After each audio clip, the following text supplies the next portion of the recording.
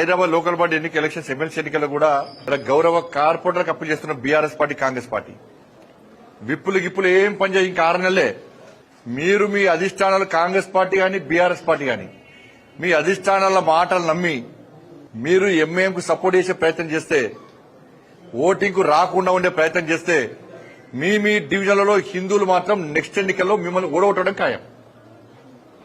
మీ రాజకీయ భవిష్యత్తు మొత్తం సర్వనాశనం అవుతుంది. ఇంకా 6 నెలల కోసం మీరు చూస్తారా? నెక్స్ట్ భవిష్యత్తు చూస్తారా? మేమైతే వదిలిపెట్టాం. మేము ఎంఐఎం పార్టీని కూకటి వేళ్లతో పెకిలించడానికే మేము ఉన్నాం. కానీ మీ కాంగ్రెస్ పార్టీ బీఆర్ఎస్ పార్టీ ఆది నాయకత్వం అంతా కూడా ఈ భాగ్యనగరాన్ని ఎంఐఎం పార్టీకి ఇవ్వడానికి ప్రయత్నం చేస్తున్నది. ఎన్నికలను బహిష్కరించినా కూడా ఇండైరెక్ట్ గా ఎంఐఎం పార్టీ సపోర్ట్ చేసినట్టే. ఒక డ్రామా ఇది, పొలిటికల్ డ్రామా ఇది.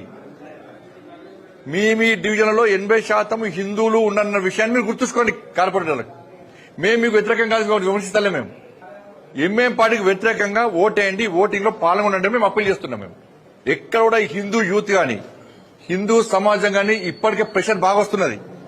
మాకు విపరీతమైన ఫోన్లు వస్తున్నాయి ఆయా డివిజన్ నుంచి. అరే 15 నిమిషాల సమయం ఇస్తే నరికి చంపుతున్నారు మమ్మల్ని ఎంఐ పార్టీ.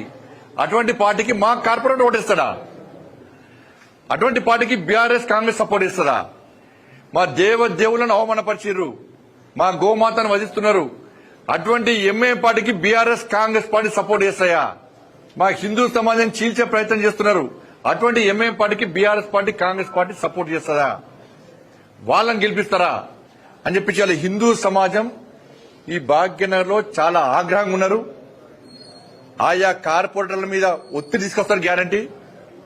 ఇప్పటికే స్టార్ట్ అయింది చాలా డివిజన్లలో కూడా. ఇంతకుముందు సమావేశం జరిగినప్పుడు చాలా మంది మా డివిజన్ అధ్యక్షులు చెప్తున్నారు, అన్న మా డివిజన్లలో హిందూ సమాజం అంతా ఒకటైంది. కార్పొరేటర్లు గిట్ట ఓటింగ్ లో పాల్గొనకుంటే ఎంఐఎం పార్టీకి వ్యతిరేకంగా ఓటు వేయకుంటే ఎట్టి బస్సులో హిందువులు వాళ్ళను నెక్స్ట్ ఎలక్షన్ లో వాళ్ళకు ఓటు వేసే ప్రసక్తి అని చెప్పి కుండ బదులుకుంటారు స్పష్టం చేస్తున్నారు.